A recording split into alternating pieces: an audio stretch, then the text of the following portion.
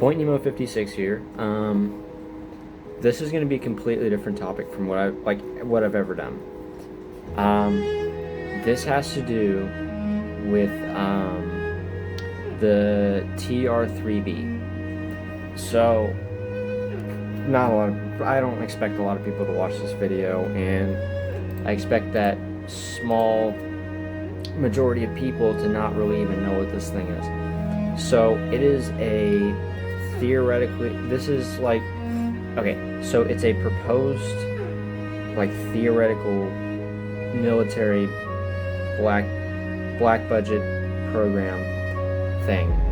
So it's basically just it's like a black Dorito, basically is what it looks like. It's a triangle, and it actually has reasons for that. I've done like hours upon hours of research, studying it, understanding how it even works, and I found some really interesting things that makes me just believe more that we do have this and that we're actively developing it.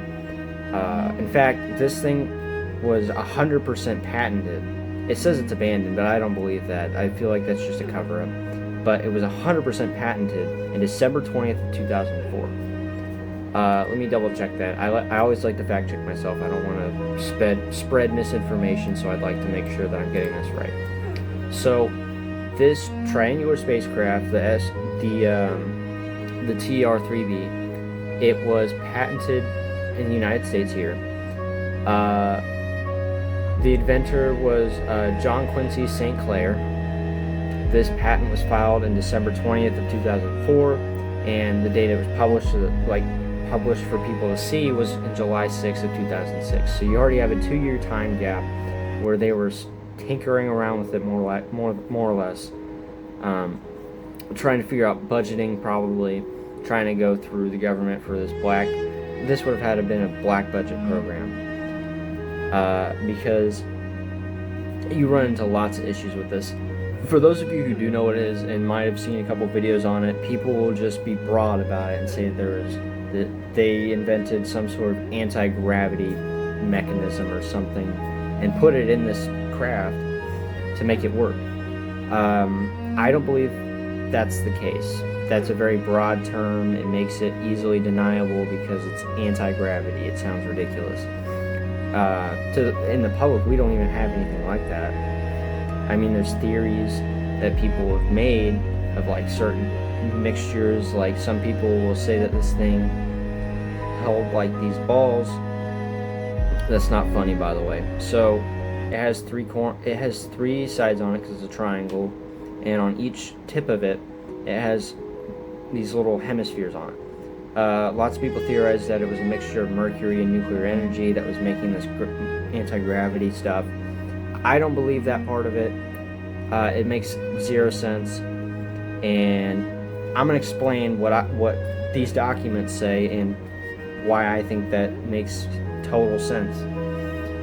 So it has a triangular hole with it uses an electric field. So you have two copper plates on each end of each side. So each tip, all three tips, have this copper plate. These two copper plates to help with conductivity because it uses an electromagnetic field. So it uses electrostatic line charges, which I'll explain all of these after I say them. So electrostatic line charges, horizontal electric fields, antennas and energy generation, which I'll explain the antennas later on, and a combination of lift and propulsion. So with the line charges, they're distributed along the corners of the aircraft and create an electric field around the whole. It influences the surrounding charged particles and can potentially interact with atmospheric ions. It sounds kind of fancy, but it's basically just saying that it can manipulate electric fields around the craft to kind of be able to cause magnetic disturbances to be able to move it through the atmosphere, which with this basic explanation, it kind of restricts it to an atmospheric vehicle. which I don't think it is. This is just really basic. We'll go in more detail, I promise you. The second thing is the horizontal electric field. The generation of this electric field parallel to the hole creates a force that counteracts gravity in some sense. If you carefully control the strength and the distribution of these charges, it could theoretically manage lift.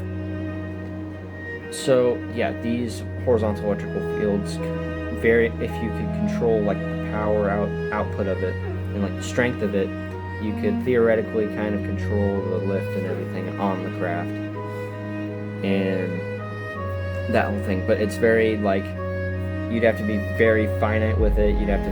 It's complicated. With the antennas and energy generation, the antennas, they're embedded into the hull and emit an electric field. This harnesses ambient atmospheric particles, and if this is effective, which again I think it is, it would allow the aircraft to produce thrust without traditional propellers or engines. So this just means there's no visible means of propulsion. So the combination of lift and propulsion, if you modulate the electric fields, it would achieve both lift, which is necessary for takeoff and sustaining a flight in this craft, and propulsion for the horizontal movement of the craft. If you integrate both of these functions, it would kind of make a weird significant departure from conventional aircraft designs, because we don't know anything that can do what this theoretically can do. Here are some of the components. So you have the copper plates, which I mentioned. They form sharp edges at the corners of the triangular hole, and it enhances the effectiveness of the electric field because it focuses the line charge. They serve as charge carriers, which enables the creation of strong electric fields due to the geometry of the plates. Because copper is very conductive, it's used in wires, it's used in anything electrical based. Lightning rods are completely copper, I'm pretty sure. They're probably mixed with other metals, but it's mostly copper. So it's a very, very conductive metal, and it makes sense why it would be used, because this has everything to do with electricity currently. Now, this is something I don't have complete knowledge on. This is just something that came up when I was reading the documents and I did a little bit of research on. So, electrostatic generators. It charges the copper-plated corners, and the back two corners are positively charged, and the front corners are negatively charged.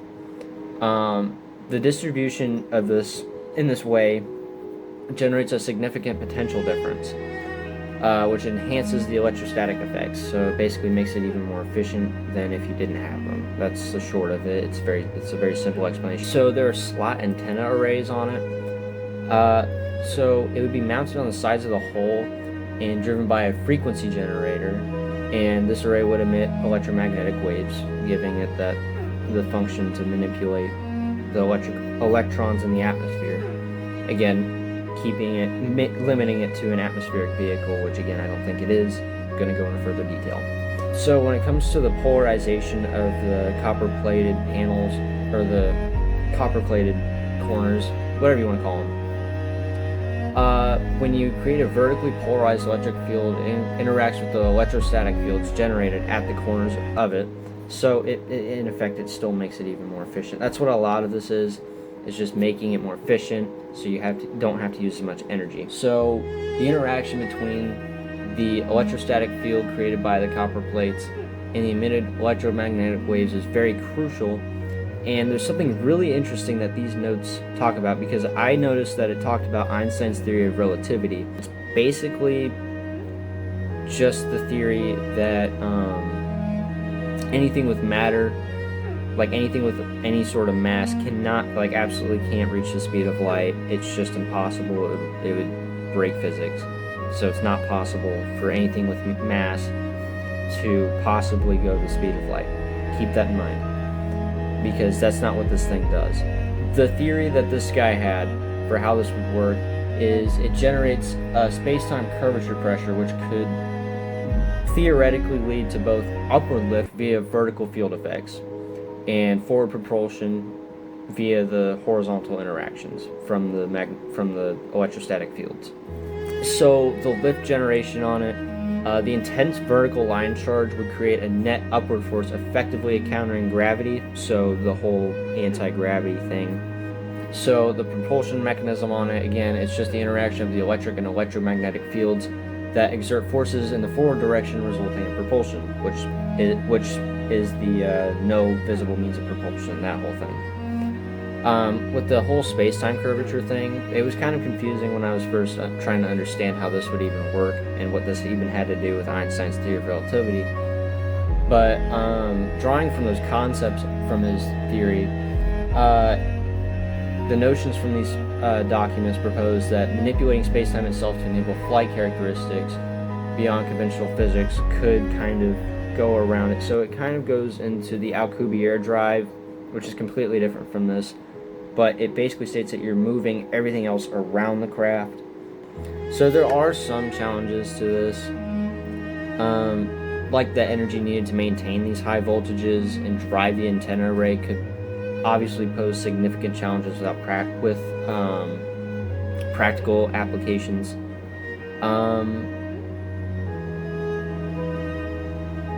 Again, the material limitations, you would need materials that are able to withstand this constant electric field and the G's that would possibly be going and affecting this craft. And again, regulatory and safety stuff, which is normal for government technologies. But again, black budget programs, they don't have to go through nearly as many hoops and can often jump through certain safety things to make these advancements go by quicker.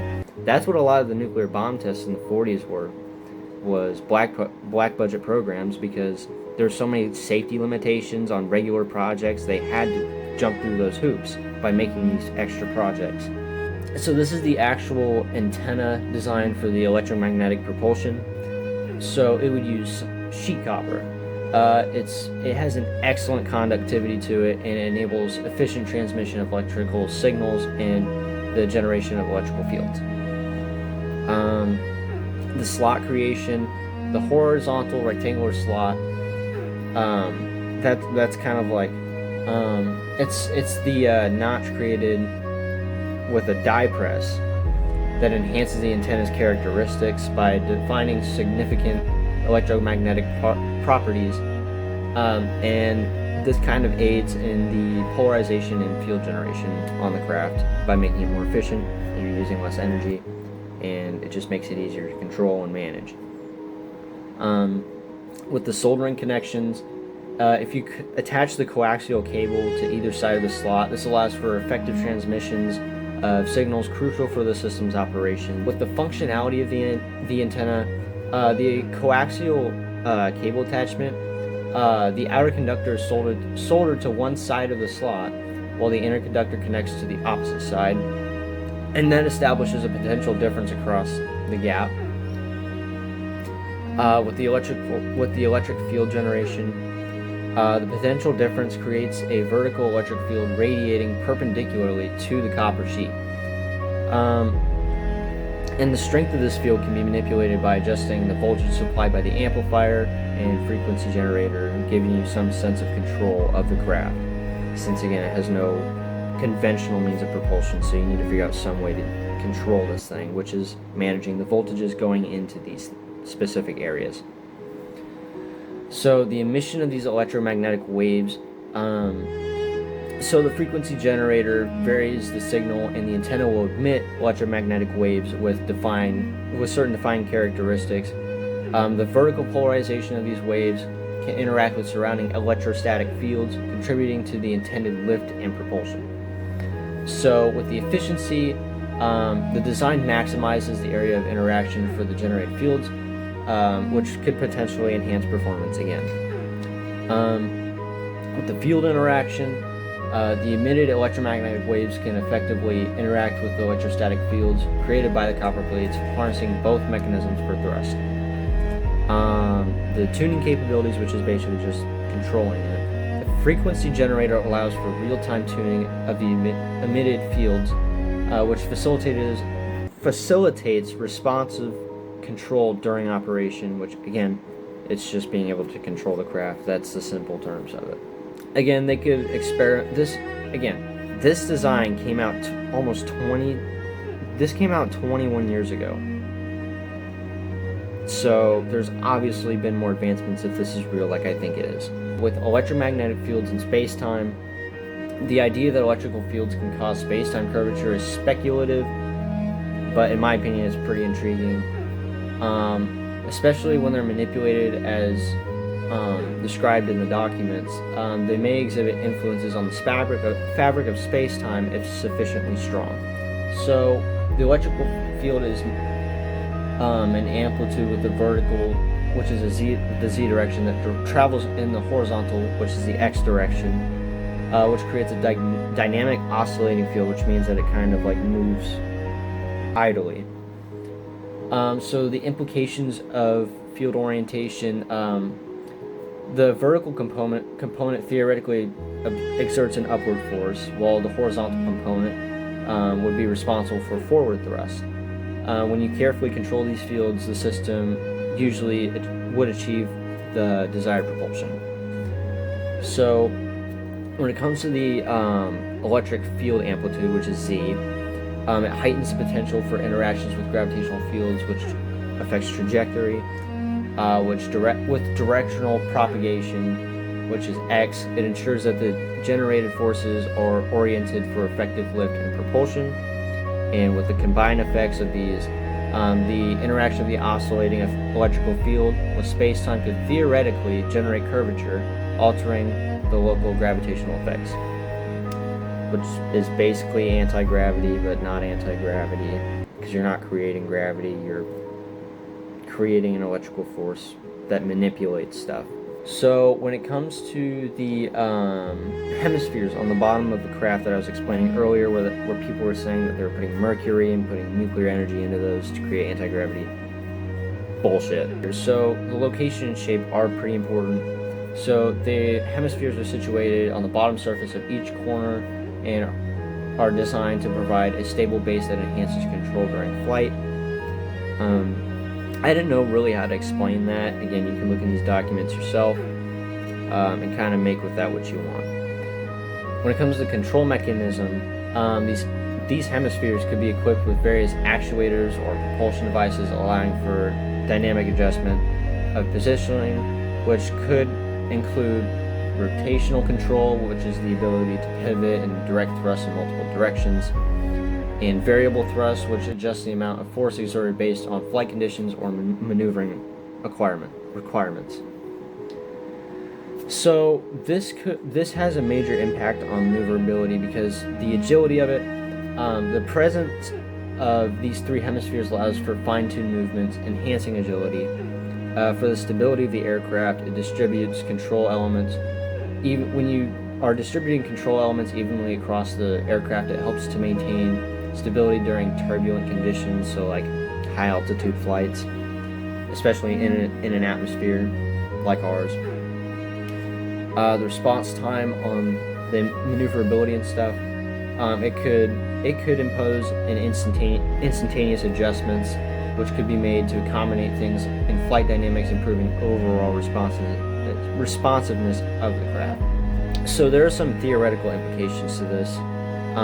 So the combined lift and control of these, you can by adjusting the thrust or orientation of each hemisphere, the aircraft could achieve unique flight trajectories, which could include rapid changes in altitude or direction, which is further aided by the electromagnetic propulsion principles that I discussed earlier. With the dynamic configurations of these, the hemispheres might also be able to enable the aircraft to change its configuration depending on the mission requirements, allowing for both speed and stealth capabilities. So at this point, this thing can move so fast you wouldn't even see it. Your enemy radars couldn't even detect it because it's moving so fast. The specifics of this craft, especially modern day, since again came out these patents were made in 2004 and released in 2006. They've obviously changed because patents like this, especially if they say abandoned, like because it says abandoned, but obviously I think they're still working on it and that it's real. It's obviously going to be shrouded in secrecy because things like this typically cover design, functionality, and operational methods, which obviously hint at advanced technologies like this. Because again, they can say that this is like abandoned and still be working on it to throw people off. I'm 100% sure this has happened before. I'm gonna give an example for something like this, like in the past. My favorite thing to go to when it comes to this is the SR-71 Blackbird, which was created in the early 60s. So when it comes to the historical context of this, there was lots and lots of skepticism around the SR-71, especially when it was first introduced. Lots of experts around the time doubted the feasibility of the speeds and altitudes that this thing was capable of, and the technology on this thing was considered ahead of its time, which led a lot of people to believe that it was beyond the capabilities of contemporary engineering at the time. So the operational use of it was obviously primarily for reconnaissance missions during the Cold War, which provided a lot of evidence without engaging in direct combat. So the typical aircraft of this era, they were generally subsonic. They usually flew under 50,000 feet. They had very limited stealth capabilities and had conventional sensory equipment. The SR-71, however, it could go over Mach 3. It flew up to 85,000 feet. It had stealth capabilities and highly advanced reconnaissance systems. So this thing was way ahead of any other jet at the time or any airplane.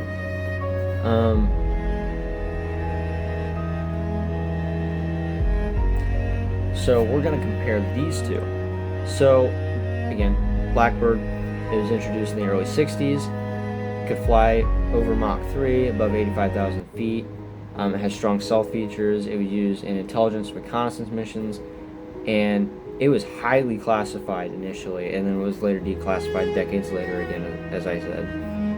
We're going to go into the whole budgeting thing, because this thing is obviously going to cost a shit ton of money, especially for what it is. So first, we're going to go into the military budget, which has changed in the past 21 years since this thing was patented. Recently, the budget for the U.S. military has exceeded over $1 trillion, which is insane. I can't even fathom that amount of money. Don't try. It's a lot of money. Which there's a significant financial capacity to invest in such technologies. Which these immense budgets usually allow for funding through black projects, like I mentioned, which are obviously classified and carry very few oversight constraints, which means less hoops to jump through, less safety concerns that you have to deal with. It makes things easier to do stuff like this. So when it comes to black projects, these often facilitate rapid advancements without needing to disclose information to the public or to Congress, and this enables lots of revolutionary technologies to be developed in secrecy, and the TR-3B could fit within this realm, in my opinion, and if prioritizing advanced aerospace projects. So with the time that it's had to develop, I miswrote some stuff in here because I just realized that it was in 2004, because I was just being blunt with it and I said 20 years. So this patent was filed over 21 years ago, which already shows a long-standing interest in developing these technologies with the U.S. military. And this could imply that testing and refinement have been ongoing, even if it's not publicly been acknowledged. And with the advancements in material sciences, propulsion systems, and stealth technology over the past 2 decades, these have greatly enhanced the feasibility of concepts presented in this TR-3B patent. Hybrid technologies could also emerge, and blending existing advancements into these functional designs could definitely happen. We're going to go into UFO sightings for a second, because this thing has been mentioned sighted quite a bit. So we're going to go to the black triangle craft that people see every now and then. So these commonly include large triangular-shaped craft with 3 distinct lights on each corner, which these I attribute to the motion control hemispheres that I mentioned earlier. Witnesses frequently report silent flight but incredible speed, so you can't even hear it. It's just moving through the air, which contributes to like the mysteriousness around these sightings. So the government stance on this is really interesting. So official documents that I looked through, they've often labeled these sightings as unexplained or unknown. So they're basically leaving the room for speculation for people. They are avoiding definitive classifications that could imply acknowledgement of extraterrestrial or advanced secret technology, which I don't think it's aliens, because we're a lot smarter than we think we are, especially with the budget that they have.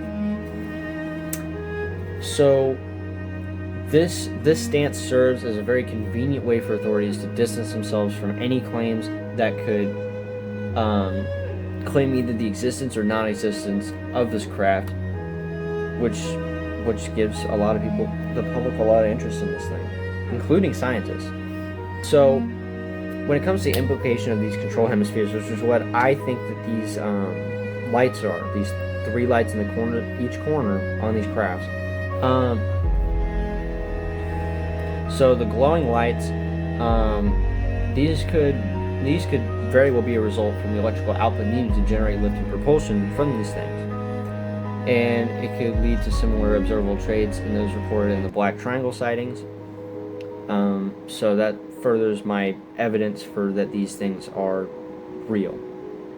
Because again, any government claims, they're running around it saying that it's unknown or they don't know what it is. So this basically leaves room for them to be like, I don't know. It could be real, but it couldn't be real. I couldn't tell you. We did our research, but we got nothing. You guys can do your research. You can look into these. If you see one yourself, let us know. We'll probably classify it as unknown again. This just leaves us to not have to say anything, right? Anyways, so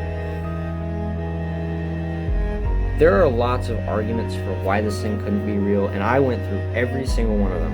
So there are 5 things that I went over. So you have the lack of concrete evidence, which a lot of people often point to, including the government.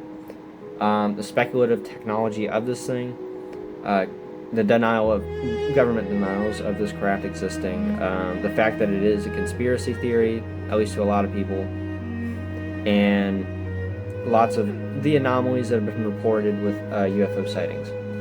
So the first one I went through was the lack of concrete evidence. So I went to the Blackbird because it's a very good thing to go to when it comes to these things.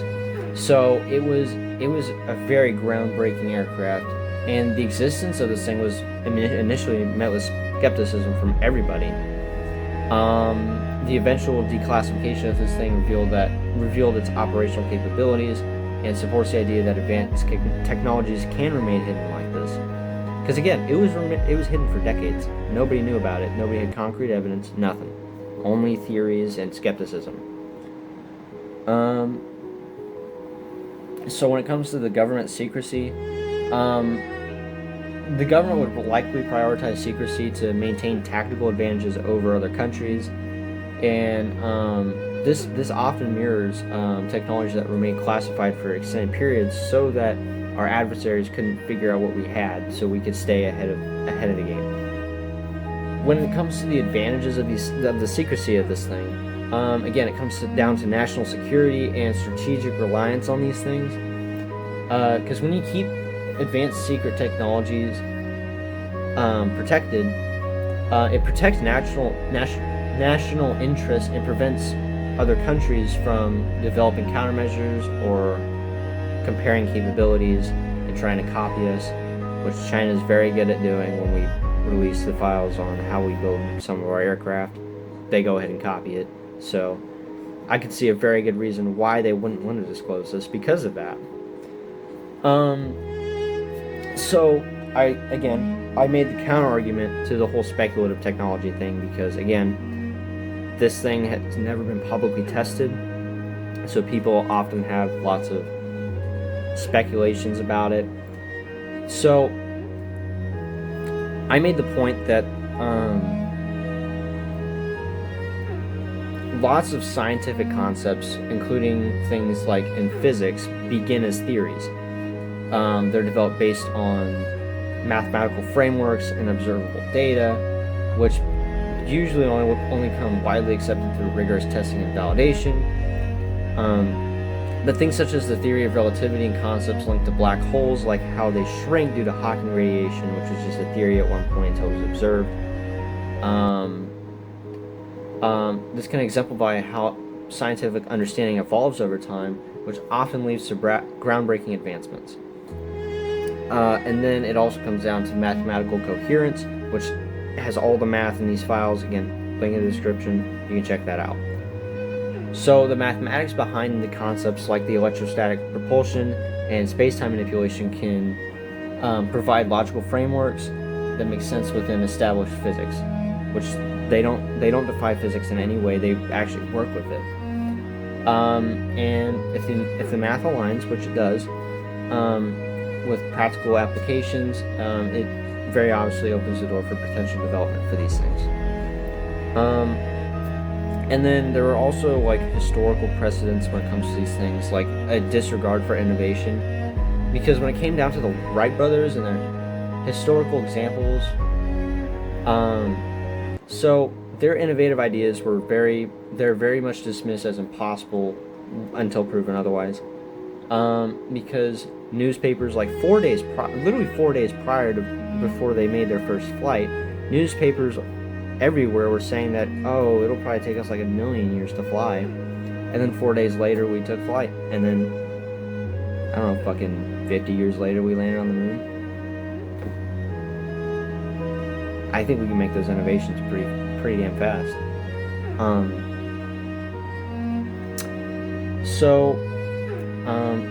Rapid strides in aviation technology often comes from challenging existing notions or exploring previously rejected concepts, like certain propulsion methods. So this propulsion method aligns with known physical laws, and even if it's not tested publicly, it should be considered a viable area of research, in my opinion. So this is my counter-argument to the government denials. So they put themselves in a non-committal position where they're neither confirming nor denying the existence of the TR-3B. It maintains a strategic ambiguity, which can help to deter adversaries without providing them specific details about capabilities or technologies. So gatekeeping this craft, basically. This approach serves as a psychological tool, creating uncertainty and caution among potential opponents, which basically leaves countries on their toes because they don't know whether this thing is real or not, because the government has said otherwise. This also leaves the United States with a tactical advantage, because if we acknowledge its existence too early, to where we aren't already working on something more advanced, because that's the only time when something like this comes out, is when we're already working on something and have something that's even better than this to counteract their countermeasures. So this usually ensures the secrecy like this usually ensures like tactical edge gain, allows for operational superiority in lots of sensitive situations. There are also lots of like historical precedents, like past military strategies. They often rely on secrecy, like stealth bombers. Those things were kept under wraps until declassified for strategic reasons, similar to how the SR-71 remained undisclosed for decades. So a lot of advanced military capabilities are classified for this very reason. The Pentagon often operates in a realm of secrecy, which recognizes that maintaining a technological edge is vital for national security, which again is a big reason for why they don't tell us about a lot of this stuff, is because of national security, because they don't want other nations figuring this stuff out. Now, we get to the whole conspiracy theory part of it. To some degree, yes, it is a conspiracy because it doesn't have any physical evidence, there's no tangible evidence, there's no public testing of any of these ideas, but again, they're mathematically correct, and anytime that something like that is mathematically correct, it's usually proven right. If anything, all the time it's proven right. Especially with Hawking radiation, which was a mathematical theory at the time until it was observed by Stephen Hawking. He made that equation. We're going to go a little off topic because of how outlandish this specific situation was. So, the Epstein files were recently published for people to look over, and people were making theories left and right about what was going on, and they were getting called like nutcases, crazy, that those were outlandish, that he didn't do those things. But once his files came out, all those people were proven right. Every single one of them, they were all right because they had the evidence. And they presented it, and people called them crazy for it until those files came out and they were proven right. This could be that exact same situation, especially because of how plausible and tangible this thing is to build. Especially with the budget that we have. So, when it comes to the mathematical and logical consistency of this thing, just the feasibility of this design. So this really aligns with well-established principles in physics, which supports its plausibility, and the grounding in science that this thing has makes its potential legitimacy a lot more compelling to people. Also, the shape and functionality of this thing, it fits the descriptions of many black triangle sightings and the commonalities between reported features, such as the glowing hemispheres, which are the motion things. These suggest a possible link to advanced military technology. I'm going to let you guys do your own research on this. If you have any questions, ask me in the comments. I'll answer the best I can. I'm not sure how many people are going to see this. Again, this is like an almost hour-long video, so I don't expect too many people to stay this long. If you do, thank you so much for watching this whole thing. This is my first time I've ever done a video this long, and I'll probably do another one again explaining things like this. So, like and subscribe, hit the bell to turn on notifications, because I'm definitely going to be posting more, because this has made me very interested in posting again, because I actually have content that I can post. Again, thank you so much for watching. If you have any questions, ask me in the comments. If I didn't mention something, correct me. Just let me know anything I missed. I'll put the documents in the link in the description myself. Again, thank you so much for watching. Point Nemo out.